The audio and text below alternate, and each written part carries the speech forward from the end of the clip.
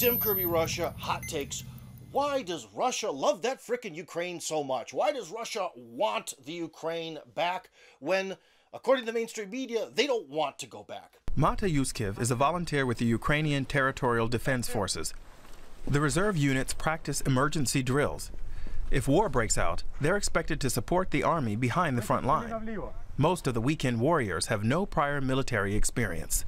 You know, right now it's a really hot topic, the potential invasion of Ukraine.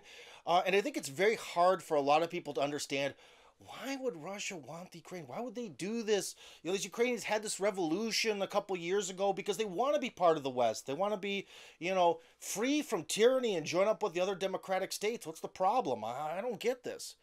Well, in order to explain it, let me try to use a scenario in which we sort of flip the positions of Russia and America here a little bit. So hear me out. I'm going to try to explain it with this hypothetical scenario.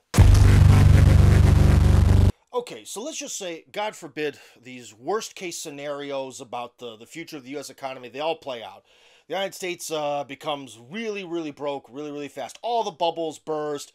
Everything collapses. Everything's awful. The United States is kind of like a turtle on its back, right? And other countries around the world that have been a little bit offended by actions of U.S. foreign policy, like Vietnam, North Korea, Cuba, Venezuela, Iran, they all sort of gather together and they create this group. We'll call them the international community, right? And so the international community sees that now is their opportunity. America's down, and they want to make sure that America never gets back up off the canvas. So the first thing they do is they take any sort of weird separatist, secessionist fringe group and just pump them full of money and give them all sorts of media attention.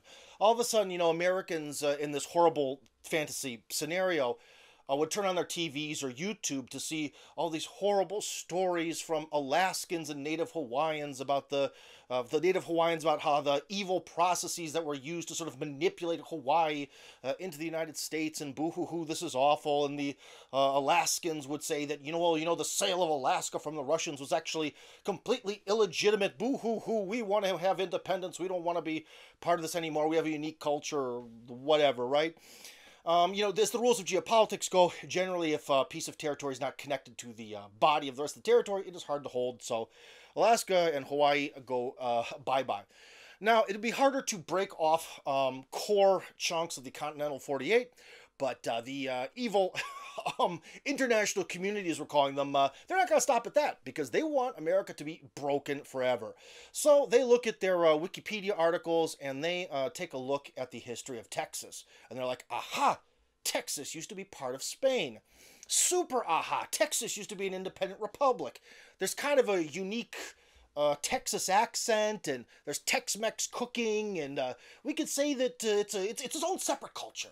Texas is a completely separate culture from the rest of the United States, and the international community starts to build up all sorts of activists and think tanks and pay them to start writing all sorts of, well, not directly, but under the inspiration to create these sort of Texan independence movements and convince people in Texas that they are something other, something different. And in fact, pretty soon, people in Texas, they try as their best to even make sure that their Texas English becomes its own unique language with maybe a lot of Spanish words thrown into it or some other local jargon, so it starts to become harder to distinguish from the mainstream English that I speak, right? I am from the Midwest, after all. We speak television English. So anyways, that would be sort of their mission there.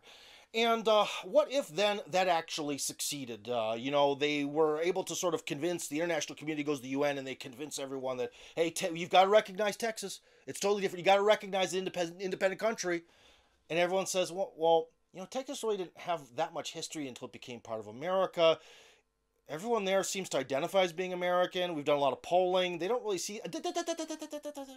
The international community doesn't think so. The international community is sure that Texas has its own unique culture that has to be protected by basically submitting to us. And so Texas gets broken away, and maybe some other states do for BS reasons. But then later down the line, the United States starts to pick itself up. Somehow the turtle that was on its shell flips over. The United States gets strong again. Well, what do you expect? What's the first thing a strengthening... Well, Continental 48, Continental 47, 45, 43, 41, 40, who knows how many.